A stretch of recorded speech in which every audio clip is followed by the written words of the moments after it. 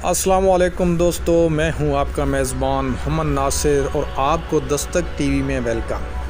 ناظرین حضرات، آج جو حکایت ہم آپ سے پیش کرنے جا رہے ہیں اس کا عنوان ہے خاندان اور خون کی پہچان۔ تو ناظرین اکرام، ہوا کو یوں کہ سلطان محمود غزنوی کا دربار لگا ہوا تھا۔ دربار میں ہزاروں افراد شریک تھے، جن میں اولیاء، کتب اور ابدال بھی تھے۔ سلطان محمود نے سب کو مخاطب کر کے کہا، کوئی شخص مجھے حضرت خضر علیہ السلام کی زیارت کرا سکتا ہے؟ سب خاموش رہے۔ دربار میں بیٹا ایک غریب دیہاتی کھڑا ہوا اور کہا، میں زیارت کروا سکتا ہوں۔ سلطان نے شرائط پوچھی تو عرض کرنے لگا، 6 ماہ دریا کے کنارے چلہ کاٹنا ہوگا، لیکن میں ایک غریب آدمی ہوں، میرے گھر کا خرچہ آپ کو اٹھانا ہوگا۔ سلطان نے شرط منظور کر لی۔ اس شخص کو چلہ کے لیے بھیج دیا گیا اور گھر کا خرچہ بادشاہ کے ذمہ ہو گیا۔ 6 ماہ گزرنے کے بعد سلطان نے اس شخص کو دربار میں حاضر کیا اور پوچھا تو دیہاتی کہنے لگا، حضور کچھ وظائف الٹے ہو گئے ہیں، لہذا 6 ماہ مزید لگیں گے۔ مزید 6 ماہ گزرنے کے بعد سلطان محمود کے دربار میں اس شخص کو دوبارہ پیش کیا گیا تو بادشاہ نے پوچھا، میرے کام کا کیا ہوا؟ یہ بات سن کے دیہاتی کہنے لگا، بادشاہ سلامت، کہاں میں گناہ گار اور کہاں حضرت خضر علیہ السلام؟ میں نے آپ سے جھوٹ بولا، میرے گھر کا خرچہ پورا نہیں ہو رہا تھا، بچے بھوک سے مر رہے تھے، اسی لیے ایسا کرنے پر مجبور ہوا۔ سلطان محمود غزنی نے اپنے ایک وزیر کو کھڑا کیا اور پوچھا، اس شخص کی سزا کیا ہے؟ وزیر نے کہا، سر اس شخص نے بادشاہ کے ساتھ جھوٹ بولا ہے، لہذا اس کا گلا کاٹ دیا جائے۔ دربار میں ایک نورانی چہرے والے بزرگ بھی تشریف فرما تھے۔ کہنے لگے، بادشاہ سلامت، اس وزیر نے بالکل ٹھیک کہا۔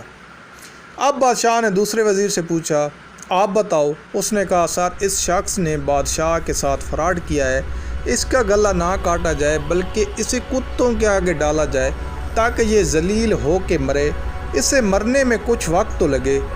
دربار میں بیٹھے اس نورانی چہرے والے بزرگ نے کہا، بادشاہ سلامت، یہ وزیر بھی بالکل ٹھیک کہہ رہا ہے۔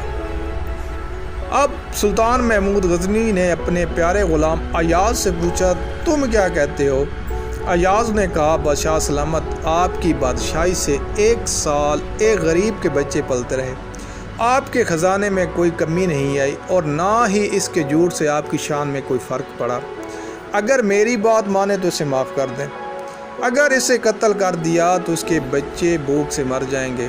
ایاز کی یہ بات سن کر محفل میں بیٹھا وہی نورانی چہرے والا بابا کہنے لگا، ایاز بالکل ٹھیک کہہ رہا ہے۔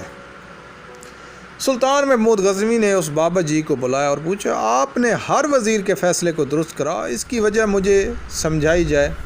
بابا جی کہنے لگا، بادشاہ سلامت، پہلے نمبر پر جس وزیر نے کہا اس کا گلا کاٹا جائے وہ قوم کا کسائی ہے اور کسائی کا کام ہے گلے کاٹنا۔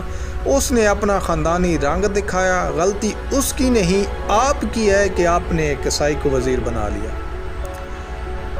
دوسرا جس نے کہا اسے کتوں کے آگے ڈالا جائے، اس وزیر کا والد بادشاہوں کے کتے نلایا کرتا تھا، کتوں سے شکار کھیلتا تھا، اس کا کام ہی کتوں کا شکار ہے، تو اس نے اپنے خاندان کا تعارف کرایا۔ آپ کی غلطی ہے کہ ایسے شخص کو وزارت دی، جہاں ایسے لوگ وزیر ہوں وہاں لوگوں نے بھوک سے ہی مرنا ہے۔ اور تیسرا، ایاز نے جو فیصلہ کیا تو سلطان محمود سنو، ایاز سید زادہ ہے، سید کی شان یہ ہے کہ سید اپنا سارا خاندان کربلا میں ذبح کرا دیتا ہے مگر بدلہ لینے کا کبھی نہیں سوچتا۔ سلطان محمود اپنی کرسی سے کھڑا ہو جاتا ہے اور ایاز کو مخاطب کر کے کہتا ہے، ایاز تم نے آج تک مجھے کیوں نہیں بتایا کہ تم سید ہو؟ ایاز کہتا ہے، بادشاہ سلامت، آج تک کسی کو اس بات کا علم نہ تھا کہ ایاز سید ہے، لیکن آج بابا جی نے میرا راز کھولا، آج میں بھی ایک راز کھول دیتا ہوں۔ اے بادشاہ سلامت، یہ بابا کوئی عام ہستی نہیں، یہی حضرت خضر علیہ السلام ہیں۔